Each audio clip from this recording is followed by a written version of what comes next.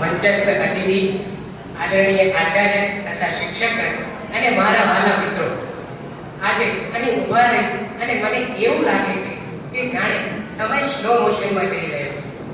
આ શાળાના દિવસો ક્યારે શરૂ થયા અને ક્યારે પૂરા થઈ ગયા એ ખબર જ ન પડી. જાણે કોઈ કેમિકલ રિએક્શન હતી જે ખૂબ જ ઝડપથી થઈ ગઈ અને આ બધા જ યાદો એ મારા જીવનમાં હંમેશા યાદ રહેશે. આ કેમિકલ પ્રોડક્ટ જે મને મળ્યું છે એ મારા હૃદયમાં હંમેશા જીવંત રહેશે.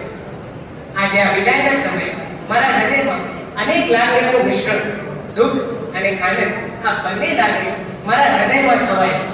દુઃખ એ વાત કે આ શાળાથી, આ મિત્રોથી અને આ શિક્ષકોથી દૂર થઈ ગયું, પણ આનંદ એ વાત કે હવે નવી શરૂઆત કરવાની. મિત્રો, આપણે સૌ એક પક્ષી સમાન છીએ જેને હવે પોતાનો માળો મૂકીને આકાશમાં ઉડવા જવાનું, પોતાના સપના સાકાર કરવા, વિજ્ઞાન ભણવાના સપના સાથે અને કંઈક કરી બતાવવાની આશ સાથે મેં આ શાળામાં ડગ મૂકી અને આ ડગને સફળ બનાવવાનો પ્રયત્ન જે લોકોએ કર્યો છે ને એ એટલે મારા આચાર્ય તથા શિક્ષક. સૌપ્રથમ હું આપણા આદરણીય આચાર્યશ્રીનો આભાર માનું છું કે જેમણે અમને હંમેશા પ્રેરણા, તથા બધા જ શિક્ષકગણનો આભાર માનું છું કે જેમણે અમને હંમેશા જ્ઞાનના પાઠ શીખવ્યા. ભૌતિક વિજ્ઞાન એ એવો વિષય જે ઘણા બધા લોકો માટે મુશ્કેલ, પરંતુ અમારા કૃપામેં એને સરળ અને રસપ્રદ બનાવ્યું અને ભૌતિક વિજ્ઞાન સાથે અમારી મિત્રતા કરાવી. ગણિત જેવા ગંભીર વિષયમાં પણ ચંદ્રકાંત સરે અમારામાં પ્રોબ્લેમ સોલ્વિંગ કળા ઉપજાવી અને તેમની નિષ્ઠા અને મહેનત માટે હું તેમનો આભારી છું.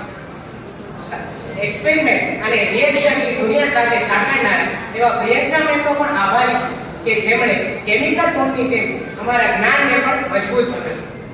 આ બધા જ શિક્ષકો મારા આ સફળ જીવનનો ખૂબ જ મહત્વનો ભાગ છે. આ મારા વાલા મિત્રો, તમને લોકોને તો કેમ ભૂલી શકું?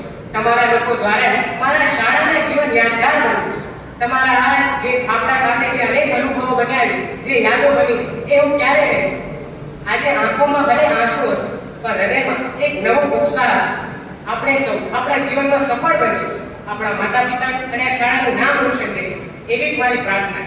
આપ સૌને આપના જીવનમાં સફળતા મળે એવી મારી શુભેચ્છા. અસ્તુ.